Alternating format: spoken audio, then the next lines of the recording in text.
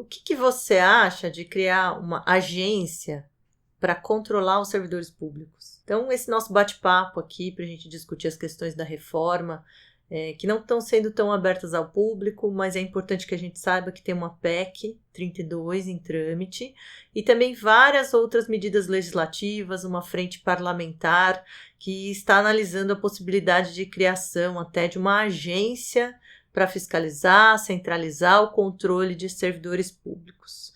Ora, então vamos discutir essa questão. Bom, em primeiro lugar, é importante que a gente veja o conteúdo dessa PEC 32, né, que realmente causa espanto a vários administrativistas, porque vem rompendo a questão da estabilidade, proliferando o regime jurídico trabalhista, seletista, para o âmbito da administração direta, autárquica e fundacional.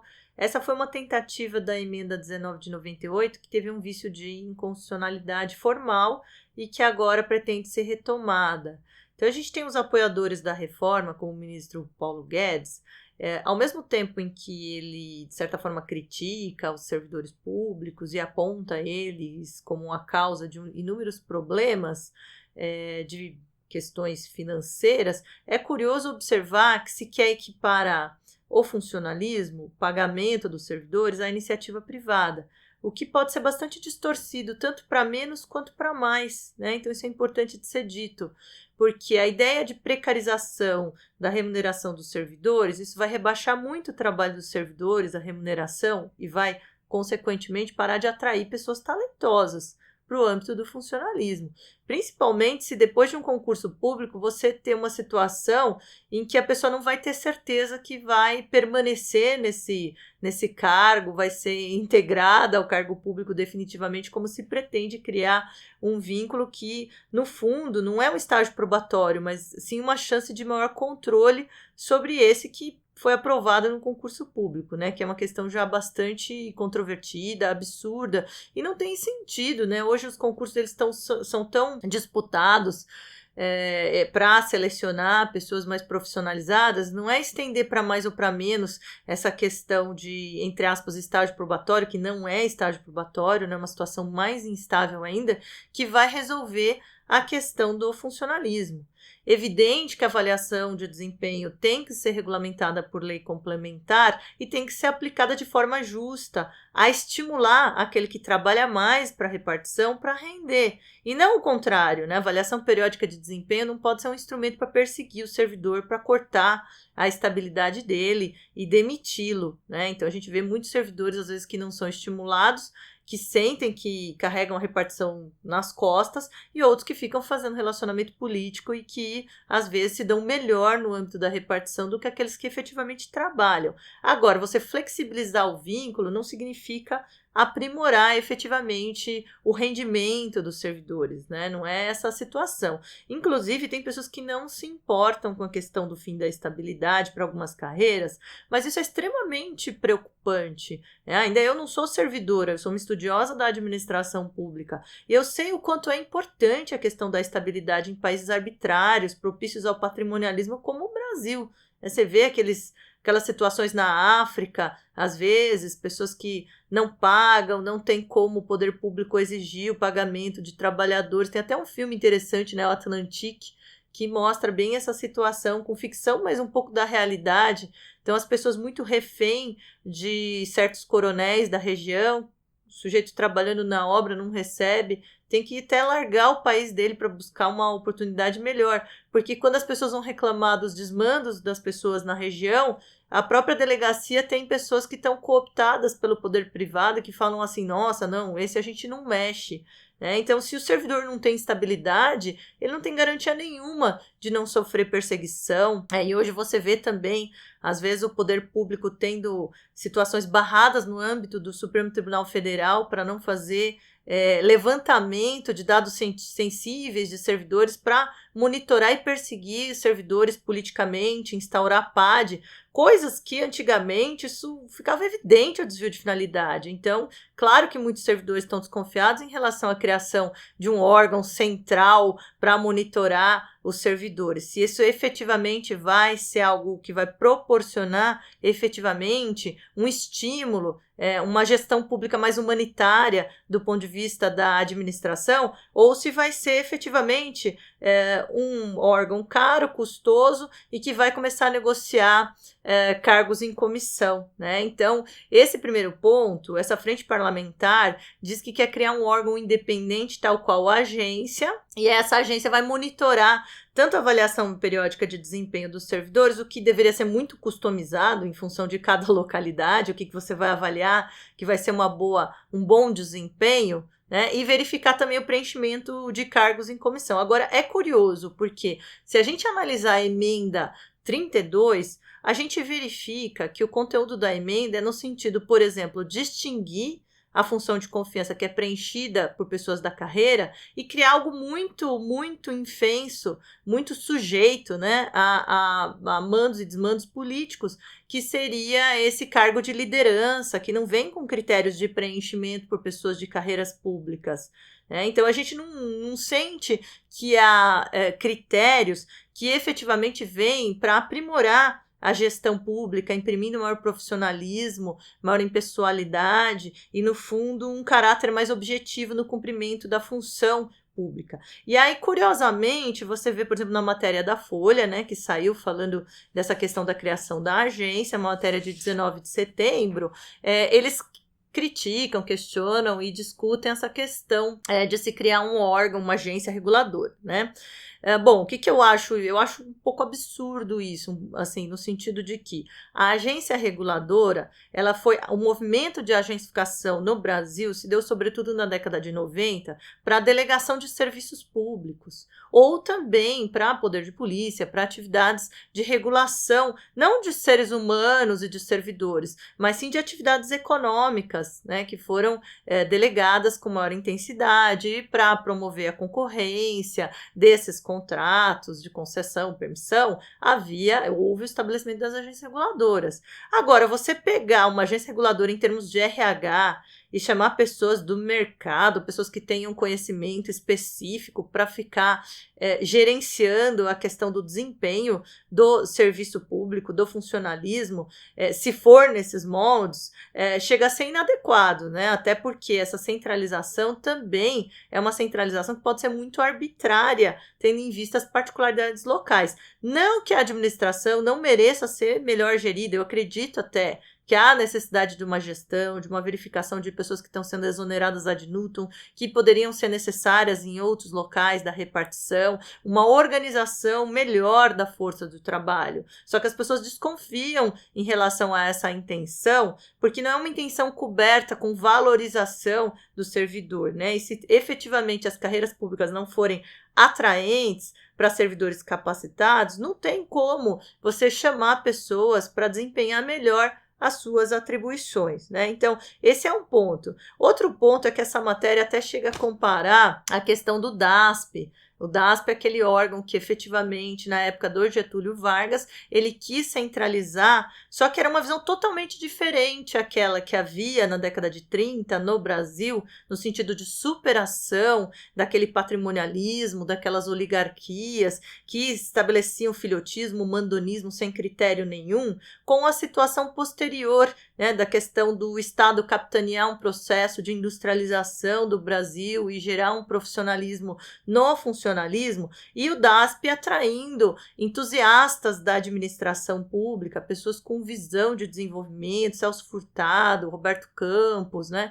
Hoje, o que a gente percebe? A gente percebe um discurso que despreza a questão do servidor público, servidores públicos que não estão ligando porque já tem estabilidade, só que não estão vendo que isso é o futuro, né? Até eu estava discutindo isso com a Carla, que está fazendo também a disciplina lá de reforma, e ela estava falando, se não tiver uma sustentabilidade também na base em relação à contribuição da Previdência, o servidor no futuro também não fica com uma Previdência adequada diante desse sucateamento todo. Então, é toda uma questão de equilíbrio. E o servidor, normalmente, esse que está sendo fulminado pela reforma, não é dos altos salários, né? Os dos altos salários estão tendo preservados os seus privilégios. Então, não tem sentido, assim, você querer, no fundo, equiparar a iniciativa privada também e você comparar também, furar o teto, né? Porque são recursos públicos que estão sendo pagos para os servidores públicos. Então, tem que ter um teto também para várias carreiras e, ao mesmo tempo, tem que ter um salário digno para os servidores, que tem que ter a sua estabilidade e o seu profissionalismo, né? Eu acho que a gente pode acoplar à seleção do concurso público mais especificidade, mas você acaba concentrando e centralizando muito o RH, você perde a noção das vicissitudes e da necessidade de um acompanhamento mais próximo em relação ao que ocorre em cada órgão público. Não que não tenha que haver um planejamento mais específico das secretarias de gestão, mas criar uma agência reguladora nos moldes de regulação com independência, como se fosse uma autarquia, e começar a preencher. Como vai ser o preenchimento dessa agência? Vai ser o preenchimento como uma agência reguladora, com dirigentes, que não tem sentido nenhum, está tratando de recursos humanos e de seres humanos, e de uma gestão que tem que ser humanitária para estimular com liderança dentro do que se fala da governança.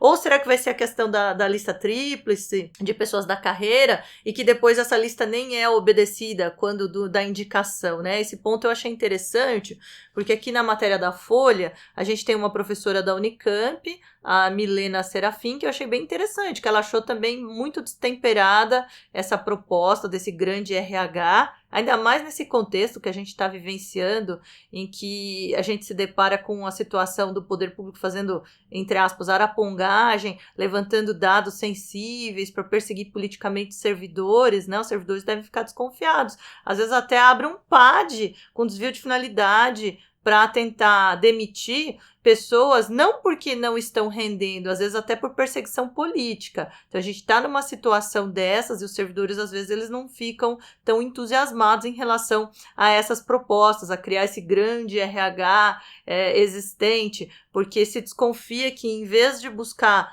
a capacitação, o aperfeiçoamento da gestão, o estímulo à gestão produtiva, né, como foi na valorização dos cargos, quando houve o estabelecimento do DASP, os primeiros concursos públicos de âmbito nacional, para substituir-se esses critérios, se fosse realmente essa a intenção, eu acredito que a PEC 32 também deveria estar alinhada com essa questão de valorizar as carreiras públicas para atrair pessoas mais capacitadas e não simplesmente de desprezar as carreiras públicas, de trazer a precarização no âmbito trabalhista também, o que pode gerar problemas para a sociedade no geral, porque a ideia é que a administração funcione com uma perenidade em relação aos seus objetivos e não que seja alterada a gestão de governo em governo para que ela não funcione adequadamente.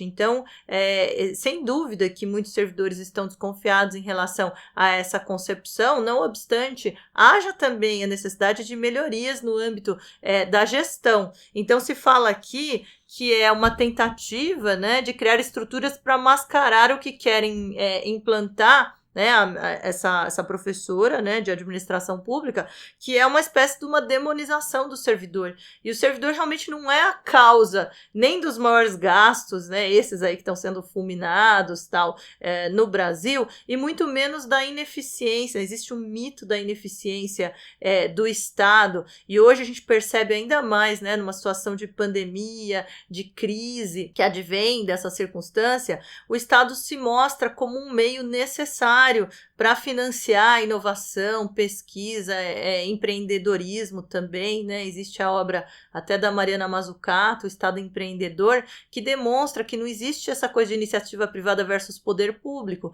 que no fundo também o poder público tem que ser pujante para alavancar uma série de inovações e empreendedorismo para auxiliar a iniciativa privada a ter pujança e força para ter uma diversificação e competir em âmbito nacional, e para isso não dá para sucatear estatais como BNDES, como o Banco do Brasil, né, que acabam auxiliando nesses objetivos de promoção do desenvolvimento do país. E há necessidade, portanto, desses nichos de excelência, né, o Banco Central sempre foi considerado durante muito tempo um nicho de excelência, que é comparado com a questão de criar uma autarquia, mas a gente duvida que o poder público crie nesses contextos, nesse contexto em particular, efetivamente uma agência com com esse cabedal, com essa perspectiva positiva, no sentido de valorização das carreiras, de articulação da gestão pública, para que o Estado alcance uma performance melhor, né? Que é o que se gostaria. E para isso há necessidade do quê? De valorização das carreiras públicas, de uma dimensão de liderança, em que existe tone of the top, existe o exemplo, para que haja maior profissionalismo e maior estabilidade também, e não precariedade das relações da administração pública. Então, eu particularmente também gravei aqui o vídeo também, porque muitas pessoas estão me perguntando e aí compartilham as informações, é que eu já vou gravando os vídeos para mostrar a minha opinião. Eu acho assim, primeiro, é incabível essa questão de uma agência nos moldes de autarquia em regime especial para a gestão, porque a gestão pode ser feita sim nos diversos órgãos. Eu acho que é interessante que haja um planejamento central sim, mas resguardando a cada secretaria, ao RH de cada localidade, para que verifique as condições dos servidores. Acho necessário que houvesse a avaliação periódica de desempenho não como um instrumento de persecução ou um instrumento arbitrário, mas como um instrumento de fomento, de estímulo a que o servidor que tiver um maior desempenho e performance seja premiado, e não simplesmente que ele carregue a repartição nas costas e nada aconteça na vida dele, né? E para isso, há necessidade de estabelecimento de critérios melhores para a distribuição de função de confiança, e não precarização da função de confiança para uma função de liderança, né? Então, é uma preocupação mesmo se essa autarquia, como disse a Carla, que ela comentou, né? Ela não vai virar, no fundo, uma agência, e agência no sentido norte-americano, não no sentido de agência reguladora, mas mesmo assim uma agência de barganha de cargo em comissão. Porque a gente vê que a realidade mais de barganha está mais presente no universo dos agentes políticos que estão discutindo os rumos da reforma do que dos próprios servidores públicos, né? Então são questões aqui para a gente refletir, que dizem respeito ao futuro da gestão pública e que são referentes ao futuro do Brasil, né? Eu acho que o Estado é extremamente relevante, a gente teve um histórico da década de 30 em diante de maior profissionalismo. As pessoas começaram a querer ser servidores, a competir por isso. Existe um orgulho por parte de diversas carreiras públicas e acredito que muitos desses passos não são passos que vão gerar efetivamente um aprimoramento, uma modernização na gestão, mas podem ser passos que abrem lacunas e espaços para barganhas políticas e para, no fundo, uma piora no âmbito do funcionalismo e da administração pública. Então, essa é a minha opinião aqui no nosso bate-papo em relação a essa visão da frente parlamentar de criar uma espécie de uma agência, né? Eu acho que não seria o meio mais adequado, não, para o aprimoramento e para a eficiência do Estado e da administração pública. Então, esse é mais um vídeo aqui que eu estou gravando, né, para acompanhar esse debate, trazer meus conhecimentos também, meus estudos de questões empíricas que eu levantei e também do âmbito da gestão pública, aquilo que a gente, enquanto administrativista, vê que funciona, que é mais correto para o correto funcionamento do Estado. Eu já gravei um vídeo que diz e desmistifica a ideia de que o Estado brasileiro é inchado de servidores e que não é verdade. Um segundo vídeo em que eu comento essa PEC 32, né, esse um pouco mais extenso para as principais propostas. E esse terceiro vídeo, essa questão que saiu e que me mandaram no grupo de WhatsApp também para a gente discutir na aula, que é a questão de se criar uma agência independente para centralizar a gestão de servidores. Eu acho que no Brasil a gente tem uma federação, as pessoas estão falando mais Brasil, menos Brasília, né? Não é a ideia de Brasília ficar centralizando e muito menos também centralizar toda a administração de recursos humanos. Pode ter um planejamento adequado, sim, de forma mais central, mas não que concentre tudo do ponto de vista de se afastar do que está acontecendo ali na ponta, quais são os desafios materiais e humanos que o servidor ele está enfrentando, né? Você vê que o servidor já é super responsabilizável em âmbito administrativo, em âmbito civil, em âmbito penal, em âmbito de improbidade, e não é a questão da falta de controle, não. Então, a gente tem que olhar realmente com cuidado essas propostas, porque isso é o futuro do nosso país, né? Da força do Estado brasileiro, da independência dos seus servidores, que são a longa manos estatal.